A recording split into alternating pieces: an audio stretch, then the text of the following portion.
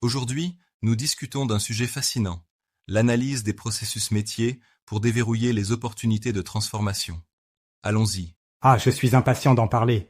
Quelle est la principale idée de ce sujet que nous abordons aujourd'hui? Eh bien, l'analyse des processus métiers est un outil puissant pour les entreprises qui cherchent à se transformer. Oui, En examinant et en optimisant leurs processus internes, elles peuvent découvrir des opportunités cachées et améliorer l'efficacité globale. intéressant. Mais comment cette analyse peut-elle réellement aider une entreprise à se transformer? C'est comme, c'est comme si on avait une carte au trésor, tu vois. Mhm. L'analyse montre où se trouvent les inefficacités et les goulots d'étranglement. En les identifiant, on peut les éliminer et rendre l'entreprise plus agile. D'accord. Mais quelles sont les étapes pour réaliser cette analyse? Bonne question. La première étape est de définir clairement le processus à analyser. Ensuite, on le cartographie Oui. visuellement, ce qui permet de voir chaque étape et d'identifier où ça coince. Et après avoir cartographié, on fait quoi? Après, on analyse en profondeur. On cherche les inefficacités, les redondances, tu sais, tout ce qui peut être amélioré. Mhm.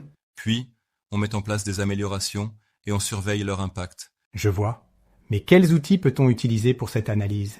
Il existe plusieurs outils. Par exemple, les logiciels de cartographie des processus facilitent la collaboration. Oui. On peut aussi utiliser la cartographie de la chaîne de valeur. Ah oui. C'est quoi exactement la cartographie de la chaîne de valeur? C'est une méthode qui te permet d'analyser le flux de matériaux et d'informations à travers un processus. Mhm. Elle aide à identifier les activités à valeur ajoutée et celles qui n'en ont pas. D'accord. Mais je suppose qu'il y a aussi des défis, non? Absolument. L'un des défis les plus courants est la résistance au changement de la part des employés. Quand on Oui. modifie des processus, ça peut susciter de l'incertitude. Comment surmonter ce défi alors? En favorisant une communication ouverte et en impliquant les employés dans le processus d'analyse. Mhm. Ça crée un sentiment d'appartenance et de collaboration. C'est logique. Et quelle est la différence entre l'analyse des processus métiers et l'amélioration des processus métiers? Ah, bonne question.